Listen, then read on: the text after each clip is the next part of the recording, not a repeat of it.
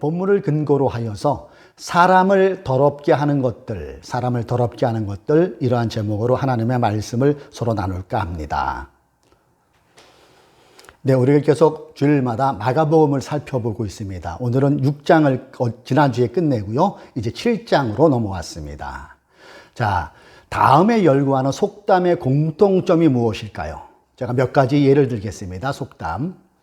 배보다 배꼽이 더 크다. 많이 들어보셨죠? 눈보다 동자가 더 크다.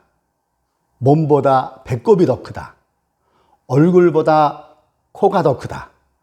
아이보다 배꼽이 더 크다. 밥보다 발가락이 더 크다. 네, 이러한 속담의 공통점은 기본이 되는 것보다 덧붙이는 것이 더 많거나 큰 경우를 비유적으로 이를 때 이러한 속담을 쓰곤 합니다. 오늘 본문에는 예수님이 바리새파 사람들과 율법학자들에게 대놓고 한 말씀 던지는 내용이 이와 같은 내용이에요. 그들은 전통을 중시한다고 하지만 정작 하나님의 말씀을 놓치고 사는 바리새인들과 율법학자들은 배보다 배꼽이 큰 종교적 행위를 하고 있다는 말씀 아니겠어요? 예루살렘 산헤드린에서 내려온 바리새인과 서기관들이 예수님을 찾아옴으로 본문의 사건은 시작되고 있습니다. 본문에 나오고 있는 유대 종교 지도자들과 예수님의 설전이 오갔던 그 장소는 갈릴리의 가버나움 지방으로 보는 것이 적절할 것 같아요.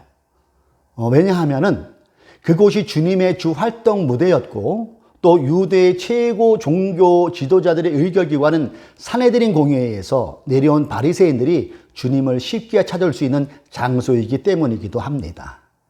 자, 그렇다면 왜 예루살렘 산헤드린 공회의 바리새인들과 서기관들이, 즉 종교 지도자들이 중앙에서 지방에까지 예수님을 찾아온 이유가 뭘까요? 그것은 갈릴리 지방의 율법학자들이 중앙에 요청했기 때문일 것입니다. 즉 갈릴리 지방에서 일어나고 있는 예수님의 활동에 대한 파문이 그들이 목숨처럼 여기는 율법의 전통과 종교적 질서까지 위협한다고 판단됐고, 그 대책으로서 산헤드린 공회의 권위 있는 학자들이 직접 내려와서 예수님과 논쟁을 벌인다면 예수님의 이러한 인기가 수그라들지 않을까 하는 그런 생각에서 중앙에 있는 종교 지도자들에게 요청을 한 것이지요. 그러니까 예루살렘의 산헤드린에서 파견된 그들의 소임은 단순히 예수님의 활동에 대한 피상적인 조사가 아니라 예수님의 권위와 인기를 한 방에 날릴 수 있는 모함의 구실을 찾는 게 그들의 방문 목적이었다는 것을 우리가 생각해 볼 수 있다는 얘기죠. 이렇게 예루살렘에서 내려온 그들은 매의 눈으로 예수님의 행동을 계속해서 주시하겠죠. 그들의 눈을 번쩍 뜨게 하는 한 장면을 그러다가 발견합니다. 예수님의 제자들이 이 밥을 먹는데 그냥 먹는 거예요. 손도 안 씻고 아주 자연스럽게 음식을 먹는 것을 그들의 눈에 띄입니다. 바리새파 사람들과 율법학자로 구성된 종교 지도자들이 이 모습을 보고 오케이, 쾌재를 불렀겠지요. 그리고 이렇게 한마디 던집니다. 예수, 어째서 그대의 제자들은 무례하게도 전통을 지키지 않고 더러운 손으로 음식을 먹는 거요? 대답해 보시오, 예수. 이렇게 물어봤지요. 이들이 예수님께 시비를 걸어오자 예수님께서 바로 그들의 말을 받아칩니다. 이사야가 당신들과 같은 위선자들에 대하여 쓴 것이 옳은 것 같소. 이 백성들이 입술로는 나를 공경하나 마음은 내게서 멀구나. 헛되이 내게 예배드리고 사람의 훈계를 교리인 양 가르친다. 주님께서는 이사야 29장 13절의 말씀을 인용하면서 그들을 질타하시죠. 그러면서 계속해서 발언을 이어나가십니다. 그대들은 하나님의 계명은 무시하고 사람의 전통만 지키는구려. 예루살렘에서 내려온 종교 지도자는 주님의 왕짱돌 같은 발언에 순간 멍해졌을 것입니다. 이때를 안 놓치고 주문에 마지막 한 반을 더 날리시죠. 당신들은 당신들의 전통을 지키려고 하나님의 명령을 그럴듯하게 개무시하고 있는 거예요. 모세는 내 아버지와 어머니를 공경하여라. 아버지나 어머니를 욕하는 사람은 반드시 죽으리라 말했소. 그런데 당신들은 어떻소? 부모님께 드려야 할 것은 고르반, 즉 하나님께 드리는 예물로 지출했다고 하고 부모님께는 입을 싹 닫지 않소? 당신들은 스스로 만든 전통으로 하나님의 말씀을 깨트리고 있어. 이렇게 말씀을 하시죠. 주님은 자신을 찾아온 종교 지도자들에게 거침없는 발언을 이렇게 쏟아내셨어요. 그 내용이 우리가 읽지는 않았지만 마가복음 7장 1절부터 13절까지의 내용입니다. 이어서 주님은 사람들과 제자들에게 이렇게 말씀하세요. 무엇이든지 사람 밖에서 몸속으로 들어가 사람을 더럽히는 것은 아무것도 없습니다. 사람에게서 나오는 것이 사람을 더럽히는 것입니다. 예수님께서 사람들과 헤어져 집으로 들어오셨는데 제자들이 이 부분에 대해서 재차 예수님께 질문을 해요. 그러자 주님께서 자세히 다시 풀어서 설명을 하십니다. 바깥에서 사람 속으로 들어가는 것이 사람을 더럽게 하는 게 아니다. 자, 이 말씀은 사람이 먹는 음식이 사람의 마음을, 심령을 더럽히는 게 아니라는 것이지요. 우리가 좋아하는 또 먹고 싶은, 앞으로도 먹고 싶은 삼겹살을 예를 들어 보세요. 여러분, 우리가 삼겹살을 먹으면 사람의 입을 통해서 식도를 통해 위장으로 가지요. 그것이 우리의 마음 또는 심령으로 가는 법은 없습니다. 자, 그러면서 제자들에게 이렇게 말씀하세요. 사람에게서 나오는 것, 바로 그것이 사람을 더럽히는 것이다. 사람에게서 나오는 것, 이것이 더럽다는 거예요. 사랑하는 교우 여러분, 그리고 유튜브 성도 여러분, 우리는 이 말씀에 귀를 기울여 봐야 될 것입니다.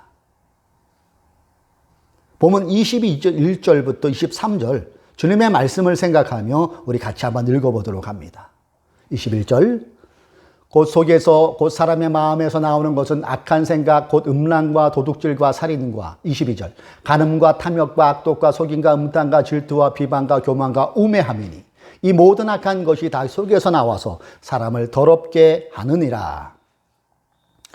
마음에서 나오는 생각, 음란, 도둑질, 살인, 간음, 탐욕, 악독, 속임, 음탕, 질투, 비방, 교만, 우매함.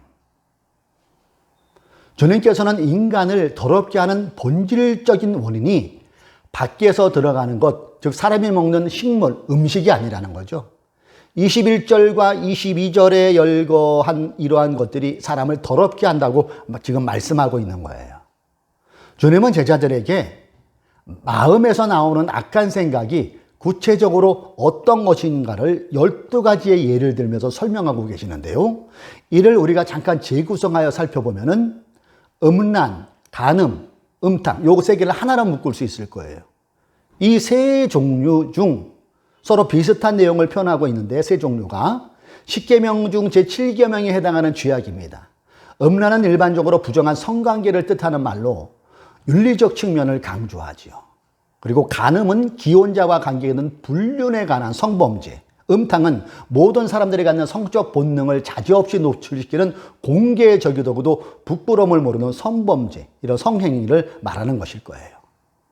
기록자 마가는 사람 마음에서 나오는 것들이 10계명에서 사람과 관련된 6가지 계명 중 부모와의 관계만 빼고 5계명 모두 포함되어 있음을 볼 때 마가는 10계명을 염두에 두고 이 내용을 쓴 것으로 해석이 됩니다. 물론 이 12가지가 사람의 마음으로부터 나오는 부정한 것의 모두라고 단정할 수는 없지요. 다만 사람을 더럽게 하는 모든 것이 인간이 품은 마음에 있음을, 그리고 모든 부정의 원천은 사람의 마음임을 강조하기 위해 대표적으로 12가지를 예시한 것입니다. 그렇습니다. 인간은 누구나 먹으면 화장실 가듯이 인간의 내면에는 이러한 것들이 꿈틀꿈틀거리고 있다는 거예요. 이러한 것이 인간의 내면에 없다면 이 땅은 벌써 천국이 되어 있겠지요. 사람의 마음에서 나오는 이런 악한 생각들이 사람을 더럽게 한다는 것인데, 이것은 사람의 마음이 더러우면 세상도 더러워진다고 생각해 볼 수 있는 구절이지요. 반대로 사람의 마음이 깨끗해지면 그만큼 세상도 깨끗해진다는 얘기가 될 수 있다는 얘기입니다. 예수를 믿는 우리 그리스도인은 세상을 더럽히는 사람의 일원이 아니라 세상을 깨끗하게, 세상을 밝게 하는 사람으로 살아나야 될 것입니다. 그리고 그 답이 오늘 주님께서 열거해 주신 12가지에 달려있는 것 아니겠습니까? 마음에서 나오는 것은 악한 생각, 음란, 도둑질, 살인, 간음, 탐욕, 악독, 속임, 음탕, 질투, 비방과 교만, 우매함. 이러한 것들이 사라지면, 없어지면 사람이 살아가는 세상은 훨씬 살기 좋은 나라, 하나님의 통치하심을 제대로 만끽할 수 있는 세상이 될 것입니다. 문제는 이게 그렇게 만만치가 않다는 것이죠. 사람의 내면에서 뿜어져 나오는 이러한 것들로 인해서 오늘도 지금 이 순간 어디에선가는 끔찍한 살인이 벌어지고 있을 수도 있고요. 싸움과 다툼이 끊이지 않게 일어나고 있다는 사실이에요. 이웃나라 미얀마를 보십시오. 거기서 일어난 군부 쿠데타로 지금도 많은 인명들이 죽어가는 일이 벌어지는 것도 따지고 보면 인간의 내면에 잠재해 있는 탐욕, 악독, 교만, 우매함에서 비롯되는 것 아니겠습니까? 또한 이 말씀을 가지고 우리가 신앙생활하는 한국교회 풍토를 한번 들여다보세요. 그동안 한국교회는 외부의 따가운 시선과 비판이 가해지면 그 원인을 내부에서 찾지 않았어요. 한국교회를 이루고 있는 지도자들과 신자들의 내면에 있는 음란, 도둑질, 살인, 간음, 탐욕, 악독, 속임, 음탕, 질투, 비방, 교만, 우매함이 자리 잡고 있지 않은지를 스스로 살펴보기보다는 그 원인을 외부에서 찾으려 했었던 것이 사실이에요. 그러나 본문을 통한 진단은 외부가 아니라 내면에서 찾아야 한다는 것을 생각해 보게 해주지 않습니까? 여러분, 솔직히 교회 무너뜨리는 세력이 외부에 있나요? 이러한 발상은 똥 묻은 개가 마치 겨 묻은 개 나무라는 꼴이에요. 지금 한국교회를 병들게 하고 망가뜨리는 것들이 과연 교회 밖에 있는 동성애, 이슬람, 공산주의 때문일까요? 사람들이 동성애 때문에 교회를 떠나나요? 아니면 목사들이 비리에 실망해서 교회를 떠나고 있나요? 동성애 때문에 교회를 떠나는 수가 급격히 늘었다는 기사는 아직 저는 못 봤어요. 그러나 목사들의 성문제, 돈 문제, 세습 문제로 교회를 떠나고 있는 것은 지금도 현재 진행형 아닙니까? 반동성애를 목청껏 외쳐대는 한국교회가 그보다 먼저 오늘 주님께서 지적해 주신 먼저 내 안에 음란, 도둑질, 살인, 간음, 탐욕, 악독, 속임, 음탕, 질투, 비방, 교만, 우매함을 성찰해 봐야 할 것입니다. 한국교회가 지금도 끊임없이 터져나오는 엽기적인 목회자들의 성범죄의 대책을 먼저 마련해 보시라는 얘기예요. 한국교회가 이슬람 반대를 외치는 그 목소리를 대형교회의 세습반대에 외쳐보십시오. 공산주의를 경계한다는 그 경계심으로 천박한 만머니전 자본주의에 물든 신앙을 경계해 보십시오. 한국교회의 미래가 밝아질 것입니다. 세상의 교회에는 훨씬 살기 좋은 나라가 될 수 있을 것입니다. 진정으로 한국교회를 무너뜨리고 비기독교인들에게 있어 전도와 선교를 막는 행위는 사실 동성애가 아니라 교회가 보여주고 있는 혐오의 태도라는 것이지요. 공산주의가 아니라 뭐든지 자기와 뜻이 안 맞으면은 종북으로 몰고 빨갱이라고 하고 교회가 정부의 방역 지침에 협조 안 하는 그러한 행태일 것입니다. 공산주의가 아닌 기득권에 편승하여 사회적 구조학은 나모른 채 하는 한국교회의 모습이 보이고 있어요. 이러한 사실을 교회 안 다니는 사람은 다 알아요. 다만 교회 안에 있는 우리들만 모른다는 거예요. 우물안 개구리처럼 교회 안 개구리 꼴이 되어버렸다는 것이지요. 음란, 도둑질, 살인, 간음, 탐욕, 악독, 속임, 음탕, 질투, 비방, 교만, 우매함, 이 모든 악한 것이 다 속에서 나와서 사람을 더럽게 하느니라. 이제 주님의 이 말씀을 내 자신에게 적용해 보자고요. 인간은 누구나 내면에 이러한 12가지 정도의 속성을 누구나 가지고 있어요. 다만 그 정도의 차이가 다르다는 것이겠지요. 젊은 가톨릭 어느 신자가 이 끌어오르는 성령을 주체하지 못했어요. 그래서 성당의 신부님을 찾아가 상담을 요청합니다. 신부님, 저는 성령을 주체하지 못해서 너무 힘이 듭니다. 어쩌면 좋겠습니까, 신부님? 젊은 신자의 그 얘기를 가만히 듣고 있던 그 신부님께서 박스를 하나 이렇게 그 청년에게 내밀었어요. 신자가 박스를 뜯어봤어요. 아니, 신부님, 이거는 장난감 권총 아닙니까? 장난감 권총. 교우님, 앞으로 계속 성욕을 주체하지 못할 때는, 힘들 때는 이 장난감을 허공에 두고 마구 쏘아대십시오. 그러면 성욕이 잠잠해질 것입니다.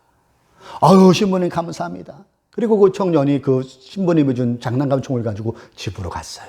그날 밤 여지없이 성욕으로 마음이 힘든 거예요. 성적 욕구가 수고를 들질 않아요. 그때 신부님이 준 그 장난감 권총을 딱 꺼냈어요. 그리고 서곡에다가 쏘아댔습니다. 빵빵빵빵빵. 그런데 이게 웬일이에요? 그런 쏘면 쏠수록 주체가 안 돼요. 아유, 하나님, 아유, 신부님이 나에게 뻥쳤네. 열받은 그 신자가 신부님이 계신 사택으로 쫓아갔습니다. 신부님 계세요? 하고 현관문을 딱 여는 순간 신자는 깜짝 놀라 그 자리에서 주저앉을 뻔했어요. 탕탕탕탕탕탕. 신부님도 그 장난감 권총으로 허공을 마구 쏘아대고 있는 거예요. 땅땅땅땅. 그것도 쌍권총으로. 무엇을 말합니까, 여러분? 다가오는 것이 있을 거예요. 주님이 말씀하신 12가지는 신부건 목사건 스님이건 신자이건 예외가 없다는 거예요. 이 시점에서 우리는 사도 바울의 탄식 소리가 들려와야 하지 않을까요? 로마서 7장 23절로 24절. 내 육체에는 또 다른 법이 있습니다. 그것이 내 마음과 싸워서 나를 아직도 내 안에 있는 죄의 종으로 만들고 있다는 것을 알았습니다. 아, 나는 얼마나 비참한 사람인가요? 누가 이 죽음의 몸에서 나를 구해내겠습니까? 그러면서 사도 바울은 고린도 교인들에게는 이렇게 고백합니다. 형제들아, 나가 그리스도 예수 우리 주 안에서 가진 바 너희에 대한 나의 자랑을 두고 단언하노니 나는 날마다 죽노라. 나는 날마다 죽노라. 아멘. 사도 바울 선생님이 평생 독신으로 몸으로 살았는데요. 그가 살면서 내면에서 끓어오르는, 그도 인간인지라 정욕, 이러한 12가지가 왜 안 올라왔겠어요? 그런데 이것을 어떻게 다스리며 자제하며 이겨냈을까요? 주님이 이 말씀에서 그가 정욕을 이겨낸 비결을 알 수 있어요. 마가복음 9장 29절을 함께 읽습니다. 이르시되 기도 외에 다른 것으로는 이런 종류가 나갈 수 없느니라 하시니라. 사도 바울은 이러한 내면적 욕구를 기도로 다스렸다는 것 아니겠어요? 우리 또한 기도할 때 이런 내면적 욕구를 다스릴 수 있다는 것이죠. 우리가 기도하면 도우시는 성령님께서 우리의 지정의를 붙잡아 주시고 이러한 내면적 욕구를 다스리게 하시고 이겨내게 하시고 사람답게 더 나아가 그리스도인답게 살아갈 수 있다는 것입니다. 사도 바울뿐만 아니라 신앙의 선조들은 오직 기도로서 성령님의 도우심으로 내면에 도사하고 있는 이러한 더러운 속상들을 다스리고 이겨내요 참다한 그리스도인으로서의 귀감을 우리에게 보여주었잖아요. 요한복음 14장 16절을 제가 읽어봅니다. 내가 아버지께 구하겠으니 그가 또 다른 보혜사를 너희에게 주사 영원토록 너희와 함께 있게 하리니. 여기서 보혜사는 성령님을 말하죠. 성령을 뜻합니다.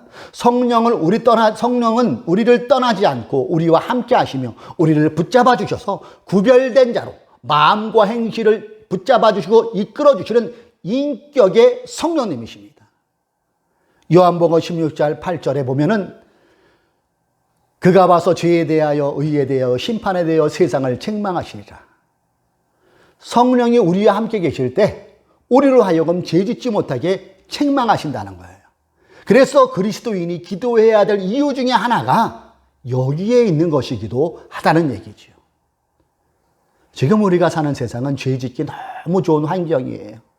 이러한 환경이 우리의 내면에 잠재해 있는 주님께서 대표적으로 소개한 음란, 도둑질, 살인, 간음, 탐욕, 악독, 속임, 음탕, 질투, 비방, 교인, 우매함 자꾸 총질해야 됩니다. 우리 내면에서.